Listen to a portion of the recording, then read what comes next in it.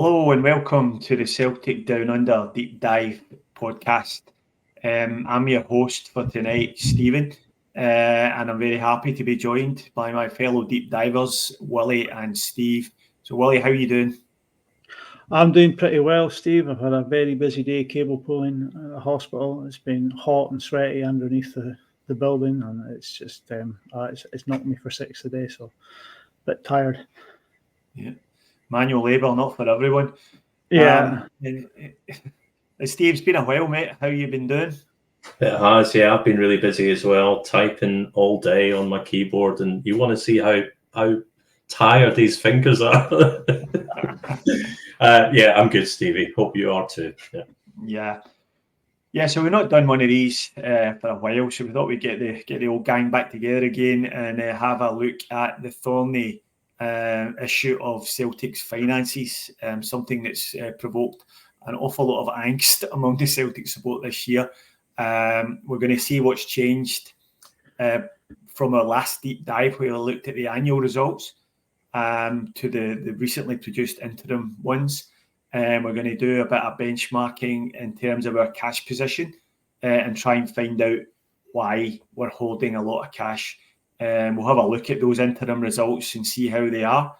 And then we'll try and sort of tie it all together at the end with some conclusions about where we're heading or where we're not heading. And we'll take it from there. How does that sound, guys? Sounds good to me. Yep. All right. So we'll just we'll dive into the first slide we have. All right, let me take a stab at this, and then the boys can correct me as we go along. So, look, I don't know. I should always say I'm not an accountant, and a lot of this stuff I'm kind of interested in it, but it's not really my space. But so if there are any accountants out there who are watching who want to correct or contribute, then please do so. But we thought it was worthwhile just spending a minute making sure we were clear as to what we're talking about when we talk about final results and interim results and financial year this and all the rest of it. So first up, most of us think in terms of calendar years, so you can see that running across the top, calendar year 2022, 2023, 2024. But Celtic as a club, they run their financial year from July to June. So the financial year 21-22, the last 6 months of that would have been January, March, April to June, calendar year 22. Yeah. And then it normally takes them, I don't know, probably 3 or 4 months to publish their financial results for that financial year. And that's what you can see there underneath July 2022. You can see that they published the results 20th September. And that was the financial year 21-22 results. Yeah. Now, by that point, we're already in financial year 22-23, and 6 months later, they're producing the interim results for 22-23. And it's just this constant cycle. But what we wanted to explain was when we did the initial benchmarking podcast back in July last year, we were looking at the financial results for 21-22 as published 20th of September 2022. So it was quite old data in some ways. But the reason why we did that was because Celtic are quite unusual. We publish our results really quite quickly, following the end of the financial year. But a lot of the clubs that we wanted to compare to, they can take like 6 months, 9 months, even 12 months to publish. So it kind of made sense to give a little bit of space and look backwards then. Yeah. So that was the reason or the logic for that. It was quite funny, actually. I went back and had a look, and you can see the slides in the bottom left there. It looks really naively optimistic. Oh, look how underperforming we've been, but there's no reason why we can't improve. Well, we didn't, but never mind. Well, we didn't. Yeah. Definitely didn't, right?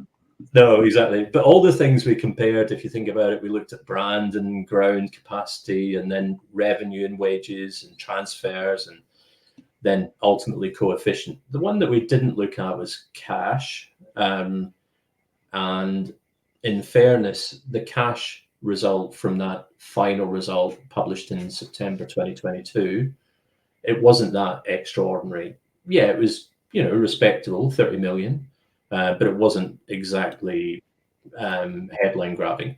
More of that to come.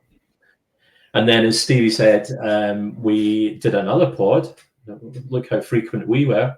20th of November, where we did a deep dive on the final results published 18th September, right? So for FY 22-23. And if you remember, that's when we had, we'll touch on this a little bit, but we had record revenues and, profit coming out the wazoo and, and all the rest of it. And we were still, probably a little bit optimistic. Yeah, fine, we stuffed up the summer window, but, look at all the money we've got for the winter window. Wasn't to be either. But we'll touch on that as well. And we did a little bit of comparison, and we started to look at the cash balance. And then that brings us up to today, where we're going to be looking at the interim results published last month, 23rd of February. And that's covering FY 23-24. So the current financial year, which will finish in, 30th of June. But these are the interim results. So these cover the first 6 months of the financial year. So hopefully that's a little bit of orientation. It's the first time we've really looked at interim results rather than final results. So worth noting, interims are not audited, and we'll come on to that in a moment as to why that might make a difference. And it's typically a much briefer report. You don't get all the notes and the footnotes and the explanations. So frankly, most of us find financial reports hard to read at the best of times. An interim report is even harder to read. You've got to draw a lot of suppositions and whatnot. So, yeah. All right. So that was a little bit of orientation. Hopefully that's not confused matters further. If it has, maybe skip forward. But hopefully that's been helpful in terms of where we're at. Guys, I don't think we need to dwell on this. We shared this last time. What is a set of reports? It's basically a balance sheet. Talking about all the assets and liabilities. It's the profit and loss, and normally that's what most of us focus on. So we look at the revenue that's come in, and then the costs, and what the profit is. But the other thing that's normally published is a cash flow statement as well, which is starting to come to the fore in terms of interest levels. And then I don't know if you remember, but we did the Stuart Armstrong scenario of how you account for players, because it's not very. I don't know. I don't find it very intuitive, but how you account for them in terms of when they're an asset and when you sell them, the profit you make, where it gets booked to, etc. So I really don't think we need to dwell on that. That was just a little bit of a reminder, just for folks that might want to go back and have a look at that. All right, this is another reminder, but just really quickly, when we talk about profit for a football club, it can be any one of those boxes, those 5 boxes on the right-hand side. So it can be the profit after tax, the profit before tax, the profit before interest and tax, the operating profit, or something called EBITDA, or profit from normal operations as well. And it's quite interesting. Some clubs seem to bend the definitions of these to suit their own narrative.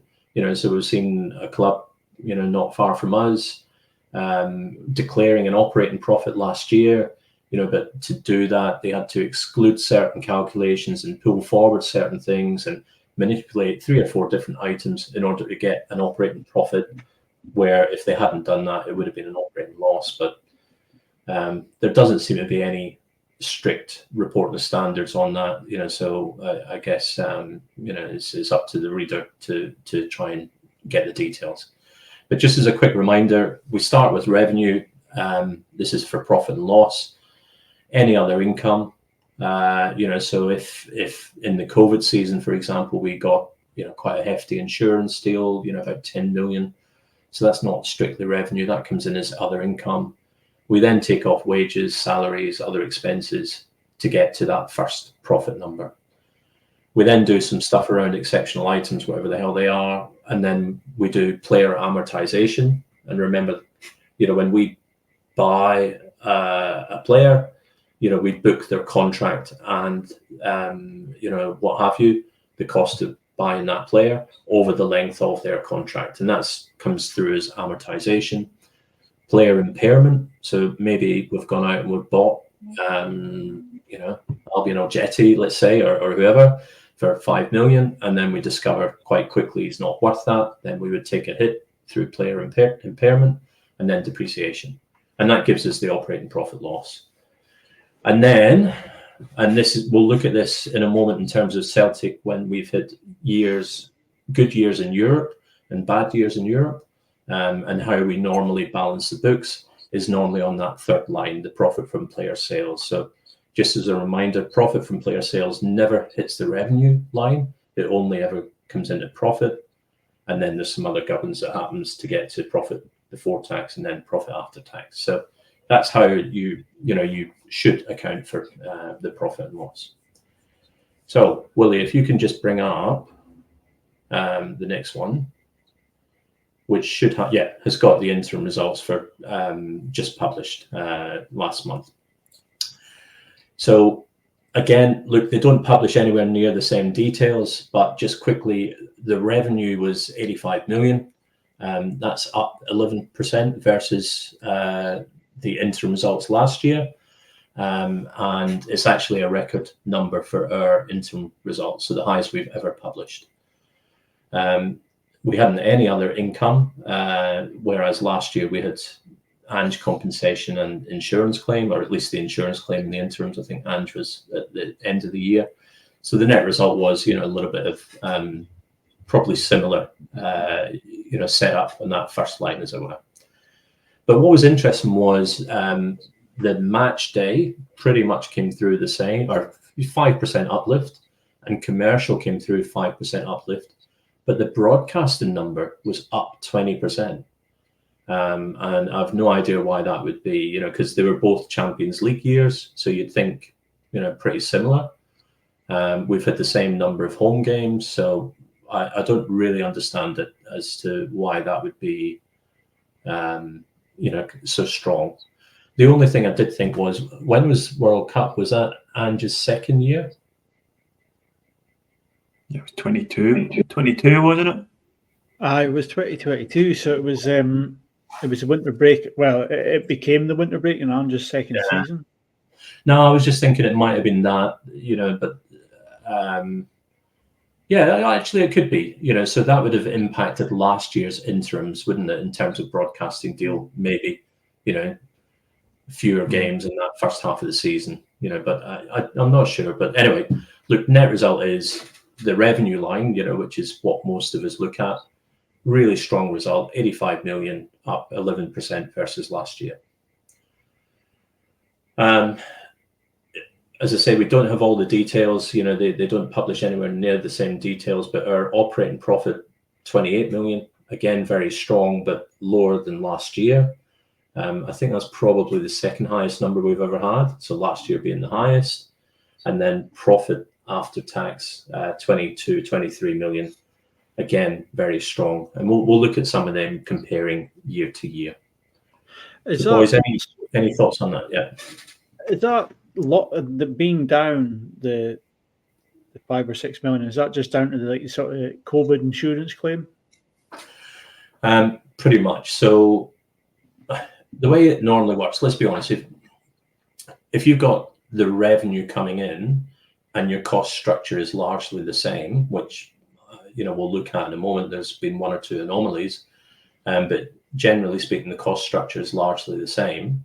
Wages is by far our biggest cost, and that's almost exactly the same. Then, you would expect all things being equal, Willie, to, have an even higher profit. But of course, what's missing from last year is the fact that other income box in the top row, we had 10 million, I think 10 million in the interim, which was the insurance claim for COVID.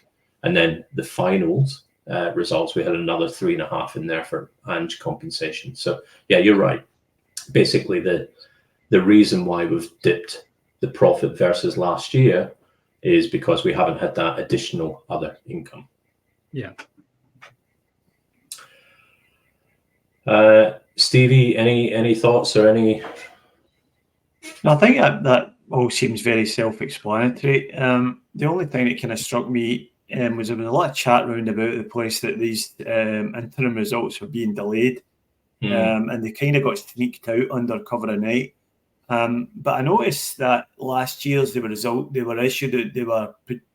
on the 10th of February 23, and these ones were produced on the 23rd of February 23. It's not really that much difference, is there?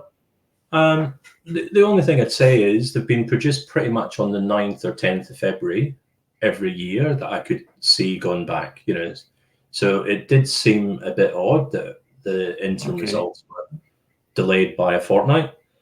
And, we'll get onto a bit of a conspiracy theory. To come on that. As to why that might have been. But it seemed a bit odd, and it did feel a little bit like, the board were sitting there going, oh my God, at some point we're going to have to declare these results and the bloody cash is going to be even higher than it was last time round. And, I don't want to be the one breaking the news, but anyway. But yeah, 2 weeks later, which, I guess they're not late, but it was a little bit odd. Yeah. I think it was pretty deliberate. There was a pretty failed transfer window, and then a week later you're meant to produce your results, and you're going to produce record results. They've decided, this isn't going to go very well. I think we should just try and let things calm down a little bit before we do that, and they're giving it that extra couple of weeks just to see if the fans will calm down any by the time the results are published, and that's where we're at. Yeah, that's preceded it with a nice wee Barrafield video as well. Yeah, just to soften the blow, Jerry McCulloch breaking ground. So I think we'll probably talk about that a bit more in and when we talk about what. Just on that, when they published the final results, do you remember Lowell came out with all this? They're good results, but and he listed like 6 or 7 different things. I can't remember them all, but he talked about a significant investment in, in the training ground and, this, that, and the other. From memory, at the time, I think we were all thinking, oh my God, they're looking at spending 20 million in the training ground. I don't think it's anywhere near that. I think it's like 5 or 6 million. Like 5 million, isn't it? Yeah. And how much of that is actually cash? Then, I doubt if any of it was cash, it would be some sort of loan, leveraged against the value of the property. And don't forget, while they're trying to claim this Barrafield thing as an example of the club's ambition, they tried to sell the Barrafield site during the COVID season. They tried to flog that off to Glasgow City Council. So this isn't part of any long-term strategic master plan. And the truth of the matter is, the reason they're having to do the redevelopment of Barrafield is because they made an arse of Lennoxtown in the first place.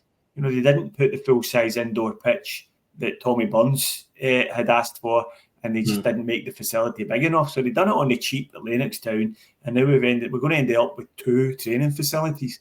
Now, I can't think of another serious football club that has 2 different training facilities. Even the Rangers have got it all at Auchenhowie and plenty of the correct facilities there. But to me, this was just an admission of failure, to be honest. Yeah. Sorry, do you mean Murray Park? Or? Yeah, the dearly lamented Murray Park.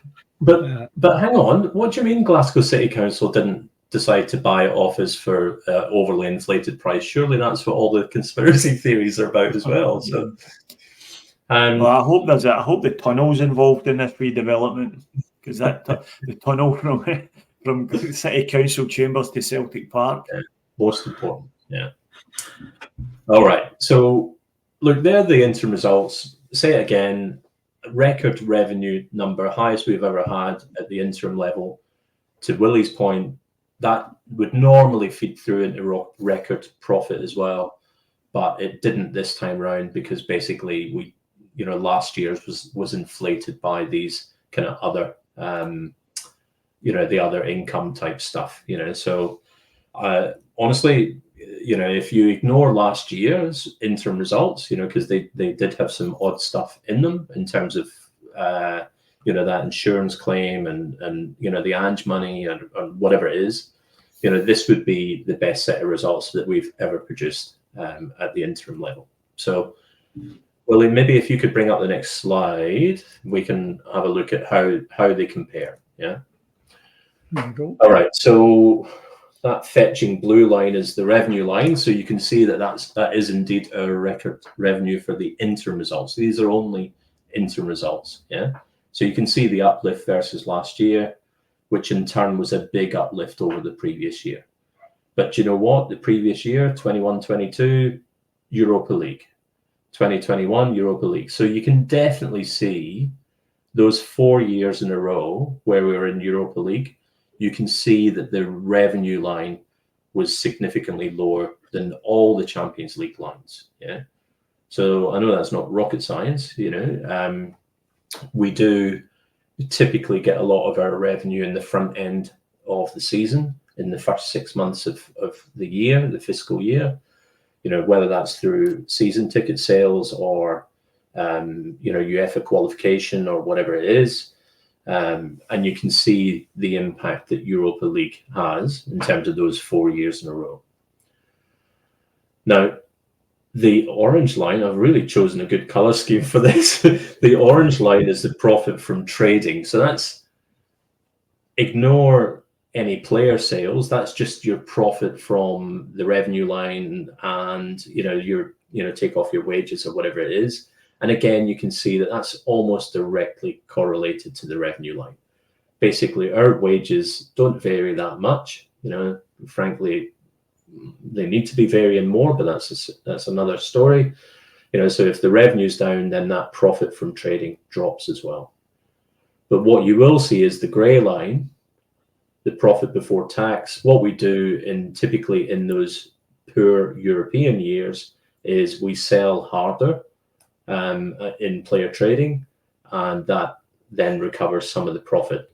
And that's why you'll see in 2018-19, 2019-20, we actually, our profit before tax lifted slightly because we had particularly good sales that year in terms of players.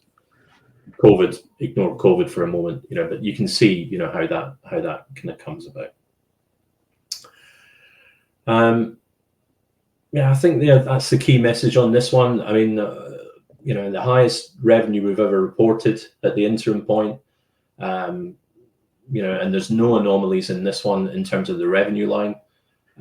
So, frankly, this becomes the benchmark, I think, going forward. We need to be thinking, about that kind of level, in terms of revenue and profitability going forward for years where we qualify for Champions League.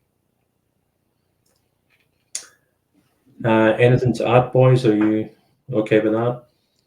No, just what I notice is like when you play in the player trading, if you're playing in Europa League, you're sort of plateauing in your price. But as soon as you start qualifying for Champions League, there's a big jump off in your player trading. So obviously, when you're in big league, you start making more money because your players are on a bigger platform that have been seen on a higher stage. So you get more money. So it makes sense to be aiming to be in the Champions League at all times. I must admit, we've got a podcast that we've been preparing for a little while around transfer window scorecard, and what's a good transfer window, what's not. And I must admit, Willie, I was kind of hot to trot on that, and I've got this view that Brendan's not great with the checkbook. But the more I look at, how many of those were really Brendan signings, or the continuity thing, or the whole Mark Lowell thing, and all the rest of it, I just don't know if you can associate individual transfer windows directly to managers these days. It feels like there's much more. Well, those 4 players within the pipeline, you get the right of veto, but ultimately they're joining unless you really dig your heels in. Yeah. But yeah, and I think it's the same on the sales side as well. I think there's a lot of do you know what? I hate to say it, but come summer is probably Matt O'Reilly's time to move on. God help us. Hopefully we'll replenish at that point, or we will do soon. But the reality is most players have got a window now. And I'm actually okay with that. You know, that's player trading. That's what we kind of signed up to. I just wish the club was better at actually executing them. So, yeah. I mean, yeah, you'd have no problem with him selling Matt O'Reilly if you thought, you know, the money was going to be spent on a replacement. But if you were just going to, if you get 20 odd million for Matt O'Reilly and it just gets thrown in the cash pile, then that's not helping anyone, is it? No. You know, and I think I'm 100% with you there with, you know, how many players we're signing are actually being chosen by the manager. It's a different thing. A lot of people say, well, he's got a veto over the signings. But if Brendan Rodgers goes to the recruitment team and says, like, say, I want a winger with power and pace, which is what he says he wants. He wants power and pace through the team. And the recruitment team come back with 3 or 4 players, none of whom have got the qualities he's looking for. And the choice is either sign one of them or don't sign anyone. Then that's a different matter, isn't it? Because he's got to then pick the best of a bad bunch. And he'll say, okay, we'll have this guy. And then you end up with, you know, Nicholas Kuhn or Lewis Palmer with apparent serious deficiencies in their games. So I think it's maybe a bit unfair to judge Brendan Rodgers' transfers at this point until we've got more of an idea that he's, you know, maybe not so much picking the players himself, but if he's picked the recruitment team or he's picked the structure that he's working with, then I think you can probably judge him properly. Yeah, I must admit, I mean, I remember sitting down with you guys looking at the summer window, and the two of you were raging, and I was kind of going, oh, it might be all right. You know, we might be keeping our powder dry for the winter window, and Rome wasn't built in a day, and, you know, Brendan's come in with this long-term view and all the rest of it. And then, of course, the winter window came and went, and, you know, it was kind of like, well, that was disappointing. So I think I'm kind of getting a bit more cynical. You know, I just think the club, it just feels a little bit like they're happier hoarding cash than they are actually spending it. And the thing that upsets me is, you know, it's the fans' cash. You know, the fans contribute significantly. You know, you look at what happened through COVID, and, you know, the fans that were still buying season tickets and still, you know, contributing through all different means, you know, to keep the club going. You know, and then, you know, less than a year later, 2 years later, it's kind of like, yeah, that's fine now. You know, we're back on our feet, and, you know, we don't, you know, we're not really listening to you anymore. You know, and I think that's pretty disappointing. So, yeah, I kind of agree with what you're saying, Steve, that he's been offered a certain amount of players in that January window, and he's just shook his head and says, well, I'll just stick with what I've got. I'll take Kuhn, and who else came in? I think it was just Kuhn, wasn't it? Kuhn and Ida. I'll take Kuhn and Ida. Ida came in on loan as well. Yeah, I'll take Kuhn and I'll take Ida, and the rest of them I'm not interested in. What I've got here is probably better than what you're offering me, like so. And whereas the summer window, we all kind of agreed, look, it was too late to start making inroads in his own signings, so he's just gone with what was on offer that we'd made inroads with already, maybe towards the end of Andrew's time. And he just says, right, take him, and I'll assess it as I go. And then we'll get to January and we'll start again, and we'll re-strengthen from there. And they've actually gone, that last 2 windows have come out weaker than they have. And that's just not, for a team that is stockpiling money, that's just not acceptable. That's almost like a perfect cue, Willie, to the next view, which is that money being stockpiled. So next, here we go. So, look, I know we've been talking about the interim results. We're going back to look at the final results for 22-23 just for a minute, because frankly, the cash position, well, rewind. When they were first published, the 22-23 results, it was, you know, because Celtic report so early, we couldn't really compare ourselves to a lot of other clubs because, you know, not a lot of other clubs had really published their 22-23 results at that time. However, now looking back, you know, most clubs have, not everyone, but most have, and we get a much better idea as to where our 83 million euros this is. So, you know, we've taken the 72 million sterling, put it into euros so we can compare. And across, well, pretty much I've looked at all the EPL, all of Spain, Serie A, Portugal, Netherlands, the Championship. I didn't get to look at Ligue 1 in France, but that's most of the big five. A lot of other big leagues that we would normally compare ourselves to, and basically we've got the 9th highest cash balance out of all those clubs, right? So we are, just about 4 million euros behind Man United, behind Man City. We've got more cash than Milan or Arsenal or Juventus or Sevilla or whoever. And it, frankly, it's ridiculous. It's absolutely ridiculous. And then a friend of mine said, "Yeah, but hang on a minute. Celtic having 83 million euros in cash is not the same as, Spurs, who have got 4 times our revenue. It's not the same. You have to take into consideration the size of the club. So when we say, okay, if we have that cash and we look at the revenue that we generate, then Celtic are the joint top club in terms of the cash for the size of the club out of all the teams that we compared to in Europe. And it's absolutely ridiculous. Only ourselves and Napoli and Hibs, ignore Hibs just for a second because they've got such a small revenue number, but we've got more revenue for the size of club we are than Spurs do, or Villarreal, or Barca, or anyone else. And it just beggars belief. It just seems like this really weird anomaly that we've got this much cash. And I get that we had a good result last year, and I get that we didn't spend big in the subsequent transfer window, but it just seems like a really odd stance for the club to take. Yeah, and there doesn't seem to be any reasonable explanation for it, and even the commentary from the board around this. As you mentioned earlier, Steve, the annual results were accompanied by a chairman's statement. What Law was backing out his message at the AGM that as you say, it was a good result, but don't forget this and don't forget that and don't forget Everton and don't forget the Rangers and all this. And we need to keep cash in case we don't qualify for Europe and all that sort of thing. But the chairman's statement for the interim results was completely different, wasn't it? It was like, we understand that this is a bad idea, having this cash in the bank, and we tried to spend this money, but just couldn't. So, that was the thing that jumped out at me about it. The commentary around it is gone from saying we need this cash in the bank for this, and this, to this is a bad idea having cash in the bank, but we can't spend it. So what do you reckon? Do you agree with that?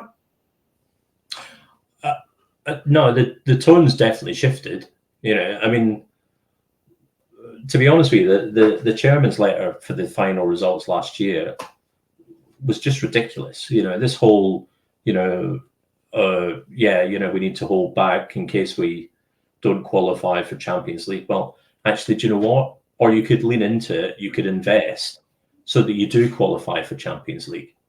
And even then, we've already seen that we can play it smart during the fallow years, during the Europa League years, and we could probably survive for 6 or 7 seasons of Europa League type level, without really blinking, and it just feels ridiculous that they put these stupid statements out and they think we're going to lap it up. What they said was the board recognises the inherent inefficiencies of holding on to excess cash, and in conjunction with other cash commitments, the importance of investing and strengthening the team to deliver football success. The board shares the frustrations of the supporters regarding the less than anticipated activity in the recent transfer window. That was in the statement from Peter Law about these reports that were this last interim report we're doing the deep dive on right now. So.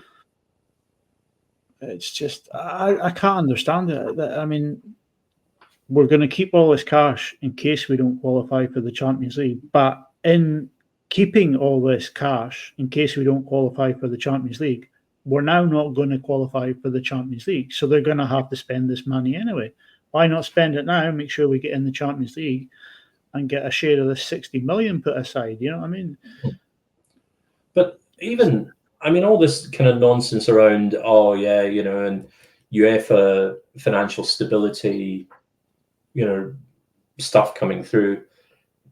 Do you know what? Our wages to turnover ratio is like 51%. Yeah, it's already well below what the target for 3 years' time is. You know, so they're introducing more tighter controls, but they're doing it over a staggered, you know, way of doing it. And it annoys me because it is kind of like, well, you know, I don't know. They must think we're stupid, you know, in terms of just, you know, constantly buying a fifth strip for the season, or, you know, whatever else. They're probably not wrong there, are they? You see people buying this new monstrosity that's appeared today just because it's got an Irish flag on the back of it. And you know for sure that the people are going to lap that up and they're going to buy them. So they're probably not wrong when they reckon we're all stupid. But I think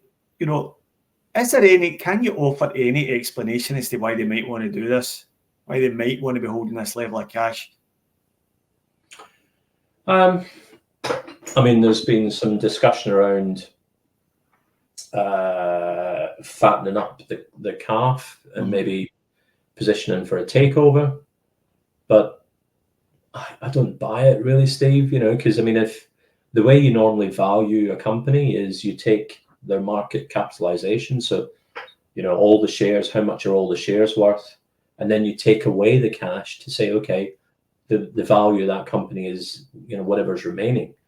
You know, because that's what you're buying. You know, you buy the company and you get all this cash. So really, the value of the company is effectively the market cap minus the cash, and that to me doesn't make sense. You know, plus the other thing is, I mean, you know, you might say, okay, we're readying for the next wave of Europe, you know, European Super League or something, but frankly, we're in danger of slipping off the radar for that kind of stuff as well.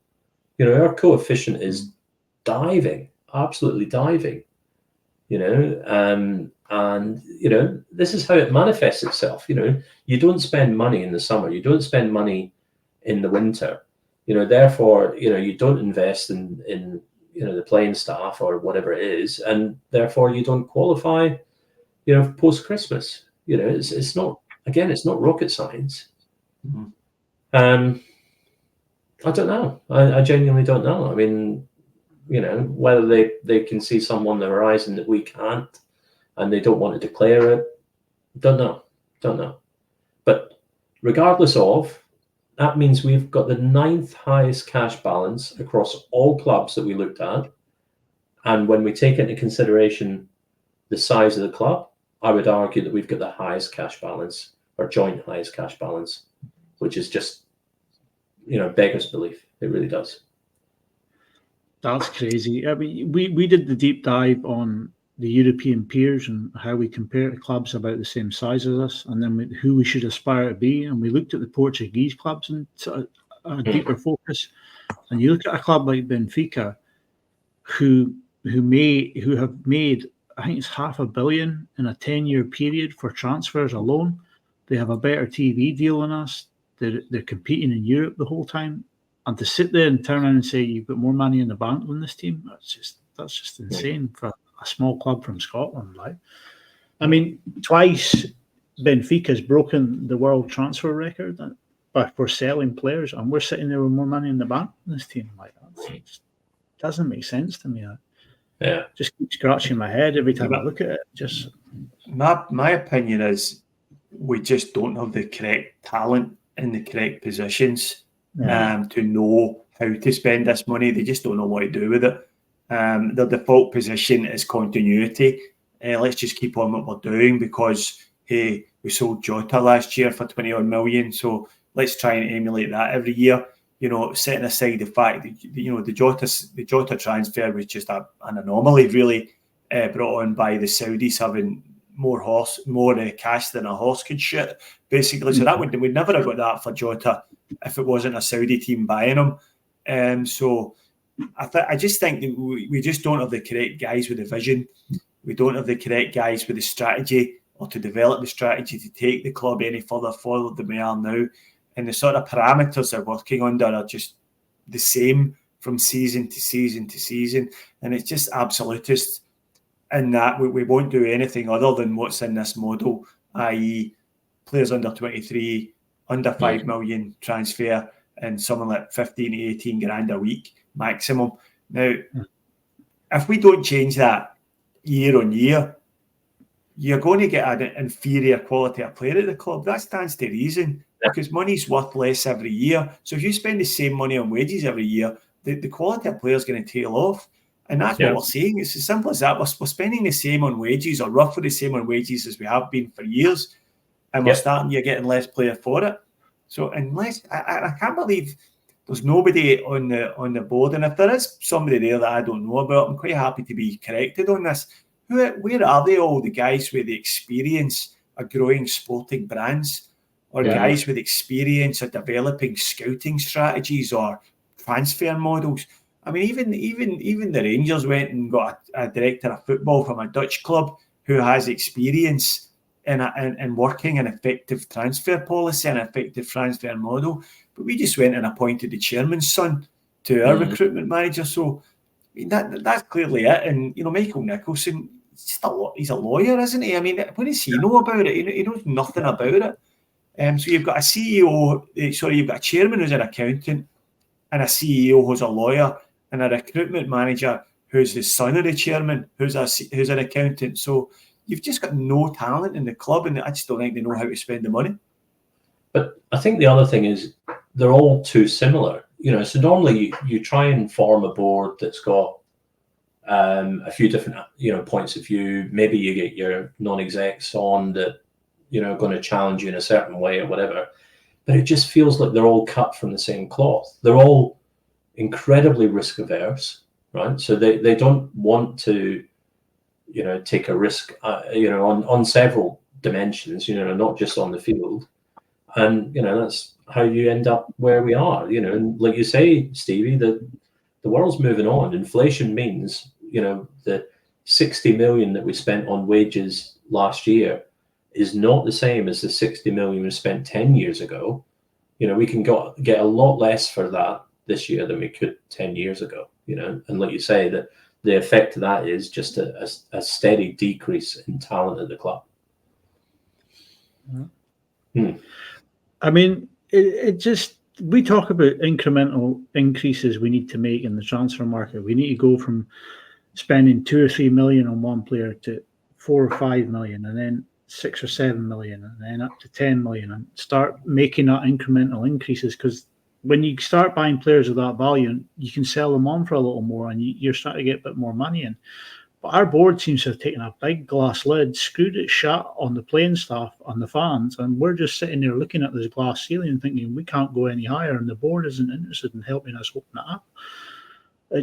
It just seems to be a closed shop. You know what I mean? It's just nepotism. Because even the scouting, is it Gavin Stratton's brother is in the scouting team and that? Like, what I don't understand, I see this whole thing about risk aversion, and we're all told, we all agree we've got a risk averse board, but at the moment we're risking a 60 million pound Champions League pot next year by doing what we're doing just now. So surely that's a bigger risk than it would be going and spending 10 million pound on a player, because we know from the past that when we generally spend upwards of 6 million. And you can talk about a Jetty and Bacchus round about the 5 million mark. But when we've spent more than £6 million, it's generally been a success. You look at Jota, look at Cameron Carter-Vickers, look at Odsonne Edouard, even back to the Martin O'Neill days, Chris Sutton, John Hartson. These guys were all successes. These were big successes for us. We've not really had a failure in that price range. And I just don't understand why they wouldn't try to do that again. Because they struck gold with Odsonne Edouard. It was a perfect deal, and they've just never tried to replicate that. But if you look at Edouard, you look at Jota and CCV, the pattern was always loan, with a probably a hefty fee associated with it, but a loan, try before you buy, and then and even that to me, Steve, he talks about some of the risk management, risk aversion, or whatever you want to call it. But they all three worked. So why not try and follow that model? If you look at Willie, I know you look at the Portuguese clubs, or you've looked at them in the past. They must have talent, more talent than they know what to do with. Why not try and strike up a deal? Because they're probably looking at us going, actually, we did all right out of that Jota deal. Right, okay, are there 2 or 3 similar players that we could look towards, and it just feels like, they just don't have the appetite to do it. But even with that, they're giving us Jota and Bernardo. They're kind of thinking, well, these boys aren't really going to make it here at Benfica, I don't think, but they might do it for you, and we might make a bit of money in the sell-on fee. If you keep doing it for them and they start making a success of it, they might turn around and say, look, we've got this wonder kid here. We don't think he's quite ready to go in the Portuguese league, but we'll give him to you for a season, and it's no option to buy it. You could have a wonder kid there that's just going to excite the fans for the whole season. And you put him back there, and like you say, you strike up this deal, and you get a selection of what they have, and it has worked. And why the Adamida deal? You know what I mean? Let's go out. Oh, we're going to need a striker. Let's go and get Adamida on loan. No option to buy. If Adamida came in and scored a goal a game and was an absolute success, Norwich City would just turn and go, "I'll be 20 million, please." You know what I mean? It doesn't make sense the way they're running it at this moment in time. But that all comes down to having the correct talent in the correct position, so doesn't it? It goes to having the correct scouting structure in place so we can identify players. And the other thing that annoys me is if you look at a club like Benfica, they're selling their own academy, their own academy players for like 150 million euros. The guys who they've brought up from young kids cost them nothing apart from what they've spent in their development. And if that's the way Celtic want to go, then fine. But our academy system's a shambles. We've got absolutely no one coming through the ranks. I mean, we've got guys like Bosun Laval being converted into a centre half at Celtic, and looking like a pretty poor player, and then going on loan to Fleetwood. Suddenly, somebody says, "Wait a minute, this guy's never been a centre half in his life. He's a midfielder like he was before he came to Celtic, and now he's doing well and playing well." Something's gone wrong somewhere along the line. And again, it's a lack of the correct talent in the correct positions. The guys who are running the academy are clearly not doing it right, because, I mean, the last player who broke into the team and went on to become, an international player was probably Callum McGregor or Kieran Tierney. I mean, these guys are approaching 30 years old now, or they are 30 now. So, we need to choose one or the other. We either produce our own players and get that right and just strive for excellence and strive to sell an academy player every year, try to make sure we're getting academy players into the team all the time, or we're going to have to go and buy ready-made players. And at the moment, we seem to be stuck, betwixt and between, without a clue how to go either way. I can't remember who said it, but they described Celtic as an analog club in a digital age, and I can't help but think, when you look at the way we run, that kind of set up, below the first team, it's so true. Because you can just imagine someone looking at, Bosun and saying, "Oh, he's tall. Oh yeah, let's lob him in the back line. Let's ignore the fact that he can read a game, or he can, he's got a turn of pace, or whatever it is." It's just kind of like really, really basic, square peg, square hole. Yeah, off you go. It's pretty shocking, really. I think with them boys too, just quickly on it, is when they're loaning them out, they just seem to go, "Oh, there's Scott Brown at Fleetwood, we'll give him a couple of players on loan." They don't look at what that player needs for his own personal development. They don't turn around and say, "Look, Bosun Lawal is a very good technical player. He needs to get into the physicality. We need to put him in a team who's going to bulk him up a bit and beef him up a bit." Or they don't get a player who is really physical that needs to learn the technical side of the game and say, "Right, this is a technical team. They're going to play a slower pace of football. We're going to put you on loan there for a season where you can learn to read the game better than what you're doing now." We just seem to say, "Oh, who's in the English lower leagues that has Celtic connections, or we'll just pump them out on loan there." What I mean? It's just, I just don't think they put any thought into what they're doing with the boys when they loan them out. Yeah. Yeah, pretty poor, really. All right, so look, that was again, it's sorry to confuse matters, but that was that cash position that we can see on the screen just now. That was the final results for 22-23. But of course, we did get an update on that in the interim results that have just been published. So, Willie, can you just move to the next? Yeah. All right, so it's a bit of a weird one, right? So this is where my cynical streak comes through. Basically, every year from the final result to the interim result, there's been a lift in cash, right? So back in 2015, 2016, there was a 400% lift in cash, albeit from a very low base. The following year, there was a 73%, then a 7%, 15%. So basically, the pattern is we have typically a very profitable first half of the year, the interim result, which means that normally our cash balance lifts from the final result, the preceding final result, to that interim result. And you can see it there, 400 odd percent, 70%, 7, 15, 8, 54, 96. Apart from this year, where we saw a drop of 7% in the cash position, right? And I'm kind of conscious I started by saying I'm not an accountant. I can't explain it, yeah. But when I looked at it, there were 3 lines in the cash flow statement that basically stood out like the proverbial, yeah. So something called decrease in payables and deferred income, which was up 85% versus last year's interims, or up 300% again if we compare it to the average of the last 7 interims. Tax paid. So basically, we paid 2 or 3 million in tax this interim result, whereas normally we don't pay anything in tax. We normally pay it in the second half of the year. And then this purchase of intangible assets, which again was up 60 odd percent against last year, or up 130 odd percent against the average. So, might be looking at this all wrong, but ultimately, to me, it looks like those 3 lines have been, we've either brought forward some payments or we've done some manipulation to basically make the cash position probably a little bit more palatable to the fans.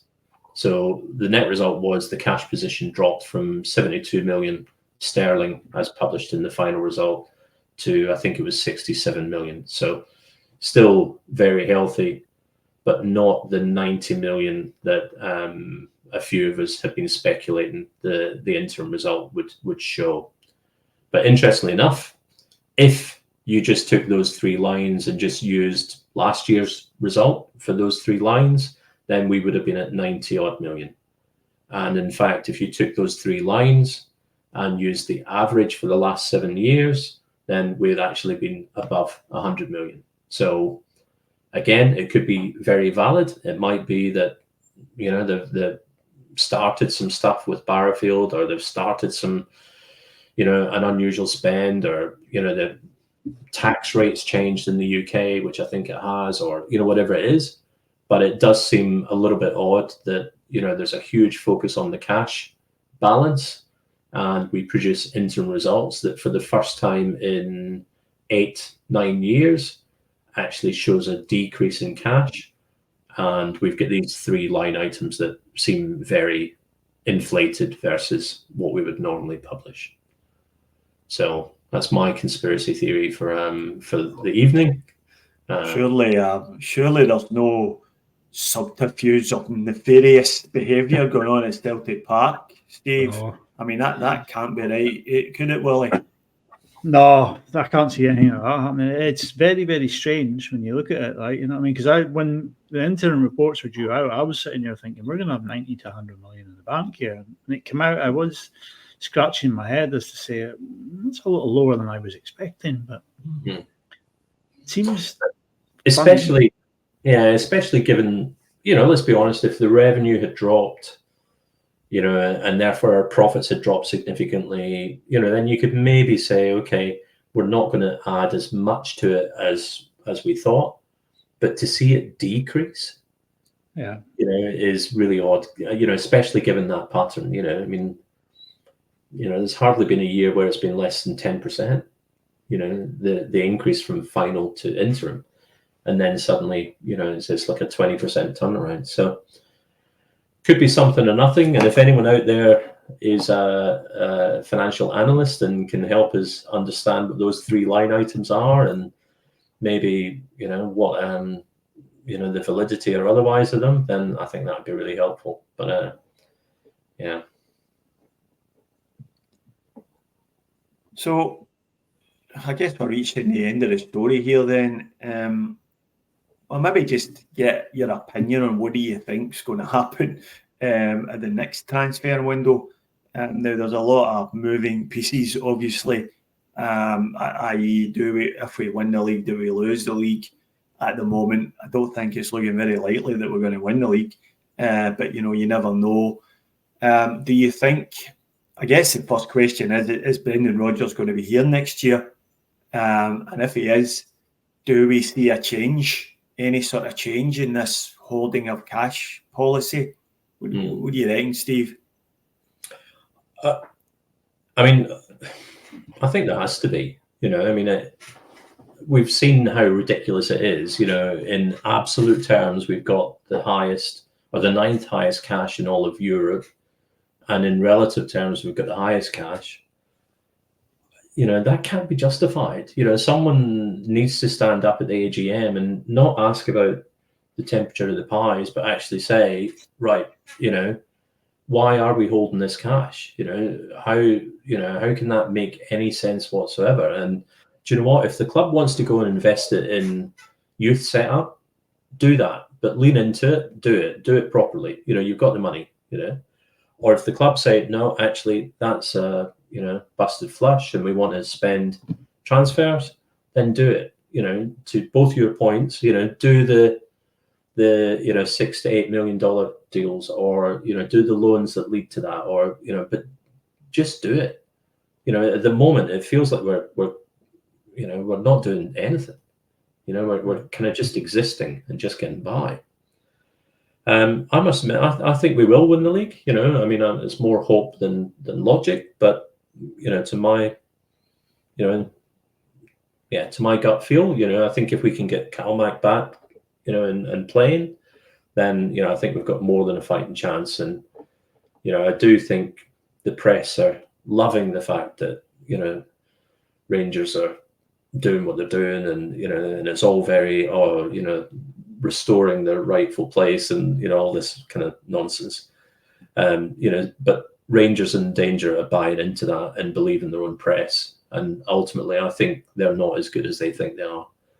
We've got to play them twice, and if we can get a fair referee in VAR, then I'm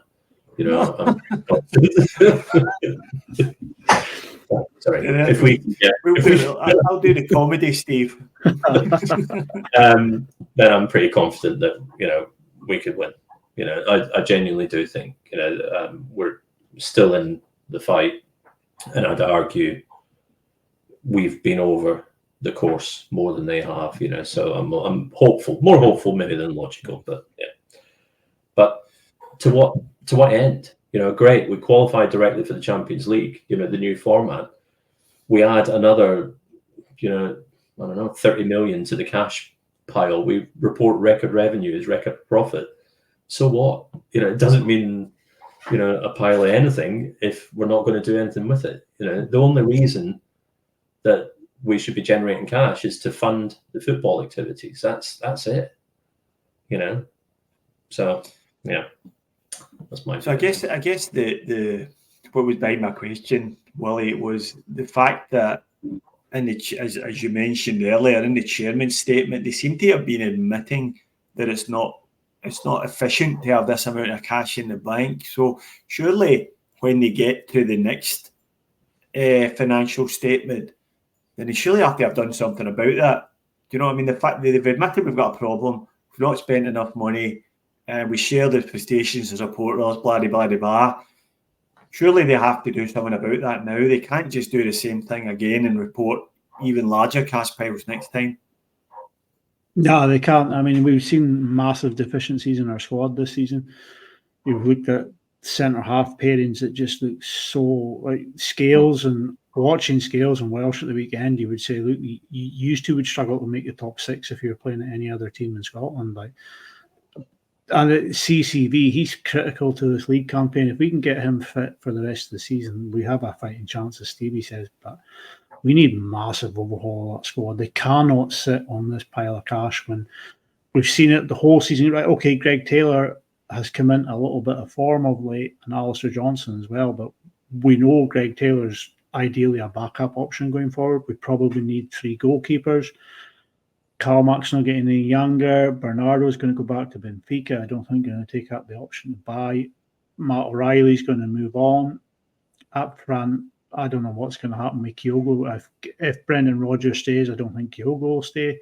So there's money to be spent there, but would you trust this board to spend it wisely for you? Like, or would you just end up going to bargain basements and trying to get what you can in, just shoehorn any old bric-a-brac in there? Like, I don't know. Something needs to happen. And to answer the question you asked, Stevie, will Brendan Rodgers be here next season? I think if Brendan Rodgers is here next season, Peter Lawwell won't be. And if Peter Lawwell's here next season, Brendan Rodgers won't be. Quite simply, like. I mean, for me, Peter Lawwell has to go.